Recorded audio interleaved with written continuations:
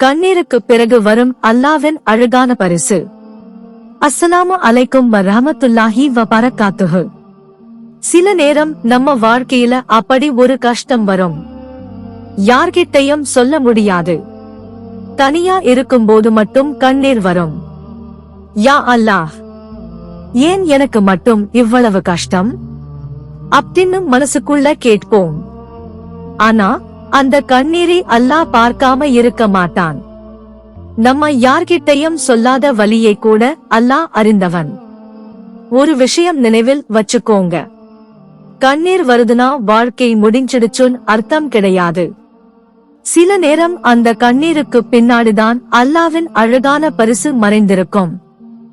யூசுப் அலைஹிஸ்ஸலாம் அவர்களின் வாழ்க்கையை நினைச்சு பாருங்க. சின்ன வயசிலேயே சகோதரர்களால் பிரிக்கப்பட்டார், கிணற்றில் போடப்பட்டார், அடிமையாக விற்கப்பட்டார், சிறையிலும் இருந்தார். ஒரு கட்டத்தில் எல்லாமே முடிஞ்ச மாதிரி இருந்தது. ஆனா அல்லாஹ் அவரை அங்கேயே விட்டுவிடவில்லை.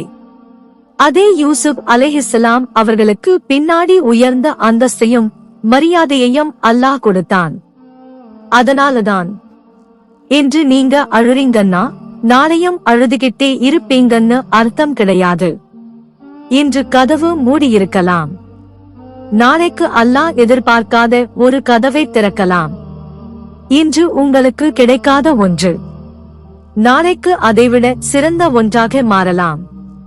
அதனால் கஷ்டமான நேரத்தில் ஒரு வார்த்தையை மட்டும் சொல்லுங்க, யா அல்லாஹ், என்னால் முடியவில்லை, ஆனால் உன்னால் எல்லாம் முடியும். அதோடு இந்த துஆவையும் கேளுங்கள், யா அல்லாஹ், எங்கள் கண்ணீரை வீணாக்காதே, எங்கள் கஷ்டங்களை நன்மையாக மாற்றுவாயாக, நாங்கள் இழந்ததை விட சிறந்ததை எங்களுக்கு வழங்குவாயாக, எங்கள் மனதுக்கு அமைதியையும் வாழ்க்கைக்கு பரக்கத்தையும் வழங்குவாயாக. ஆமீன்.